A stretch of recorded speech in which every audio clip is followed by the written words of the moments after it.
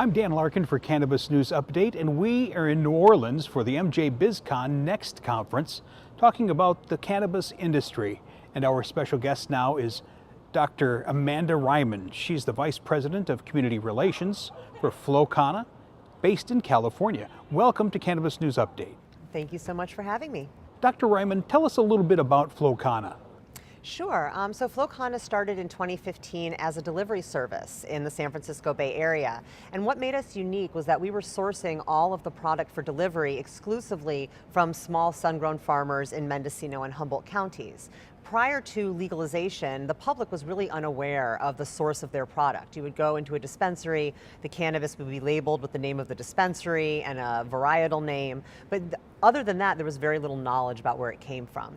We recognize that the farmers in the Emerald Triangle who have been cultivating cannabis sustainably for generations really deserve to be out front in this new regulatory model. And so we really wanted to connect the consumer with the farmer, much like farmers markets connect the consumer to the farmer. And so that's really always been our business model.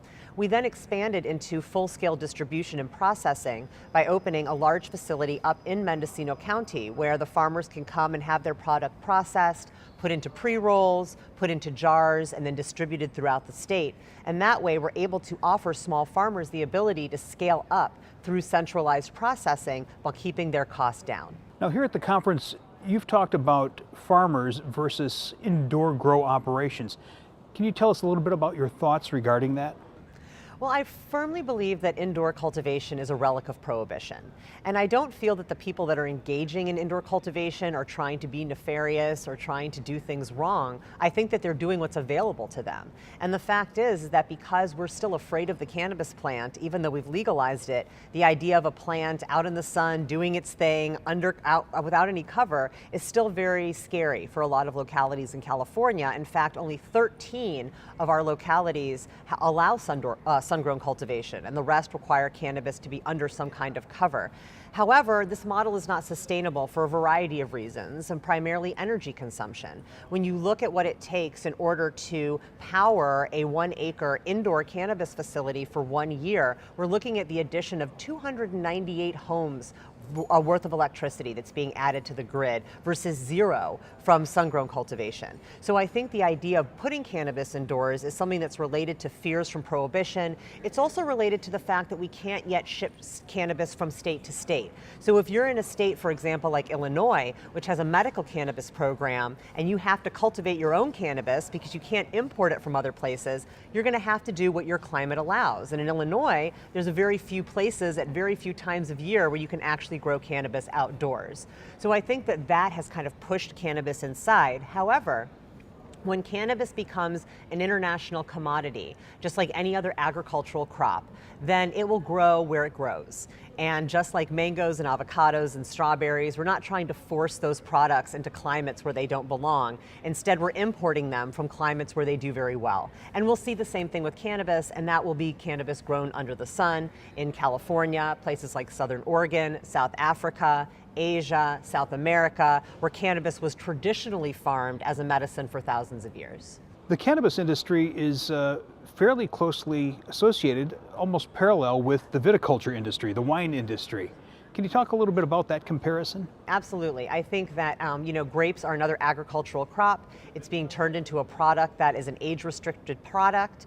So we're seeing a lot of similar restrictions and regulations around cannabis in terms of how people access the finished product, how it's stored, how it's processed, and it also has a lot of the same requirements. So for example, one of the things that Kana offers is storage. Cannabis needs to be stored in a temperature and humidity controlled environment. A lot of farms are not set up to provide that service for the product, and we are. So similar to wine, a lot of times the grapes are grown in one location and then they're taken to a centralized processing facility where it's made into wine, and that wine is stored before it's put into bottles and then sent out for distribution. So we're really looking to mimic that model with cannabis. What role does social responsibility play in the cannabis industry? Well, because before cannabis was an industry, it was a movement. Cannabis did not start off as a business idea. Cannabis started off as a social justice movement, largely started by people from the LGBT movement around HIV in the 80s in San Francisco. The very first medical cannabis law in the country was Proposition P, which was passed in San Francisco in 1992. It was the impetus of Dennis Perrone, who was an activist in San Francisco, whose partner had HIV. And so his partner would use cannabis, their friends would use cannabis, he would sell cannabis and give out cannabis from his home, and he didn't want the police to interfere with that. So they put Proposition P on the ballot, which basically allowed Dennis to continue what he was doing. It passed. That led to Proposition 215 being passed in California in 1996, which was a page long. And all it said was that if you have a recommendation for cannabis from your physician, you're exempt from California's cannabis laws. It didn't talk about dispensaries, it didn't talk about manufacturing permits, it didn't talk about cultivation permits. It simply talked about a patient's right to access the medicine that their doctor felt was best for them. Now, over 20 years later, we've seen this morph into a multi-billion-dollar industry. But that doesn't mean that the heart of it isn't still there. And that doesn't mean that at its core, it's still not very, very much about social justice. We're here in Louisiana. There are people in prison right now in this state for doing the exact same thing that other people are enjoying freely in California at this very moment. So until that is not the case, we cannot hand the whole thing over to industry. It has to remain a movement. Okay, and now some of the easy questions. You've made it through the tough ones. What's your morning routine?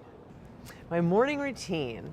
Well, so my partner and I switch off days on who has to wake up with the animals because we have 4 cats and 2 dogs, and they start demanding our attention pretty early. Sure. So if it's my day to wake up with the animals, then my morning routine is to get up, start the coffee, feed the cats, close the door so that the dogs don't eat the cats' food, feed the dogs, take the dogs outside, bring them back in, and then have my coffee and usually a small amount of cannabis, and then get ready to sit down and start my day. I'm very lucky I work from home, so I don't have a commute. So it's really just a matter of opening the laptop, sitting down, and getting to work. What did you want to be when you grew up? I wanted to be a sports broadcaster. That's what I went to college for originally. I was on the radio in high school, always involved in speech team and that kind of thing. I've always loved sports, been an athlete myself. So at the time, it was this is the mid-90s, and the whole like women in the locker room thing was like, and I've always been attracted to areas where I felt there was some controversy or taboo, and really tried to figure out what was my role in changing that taboo. And I thought it was going to be around sports broadcasting and women in sports broadcasting. So I went to school for journalism at UT Austin, and it just wasn't interesting to me, and I really got to journalism as a career and a profession. It just wasn't something that moved me, but something I was very interested in was the drug use that I saw going on in the city of Austin. And being from Indiana, from a very conservative place, I really wasn't used to being exposed to drug use beyond just cannabis and alcohol. And so I was really fascinated by the way people were using substances, who was getting in trouble, who wasn't, what was happening to the people that had problems, how hard it was for them to get treatment. And so I shifted completely and decided to study psychology and drug use.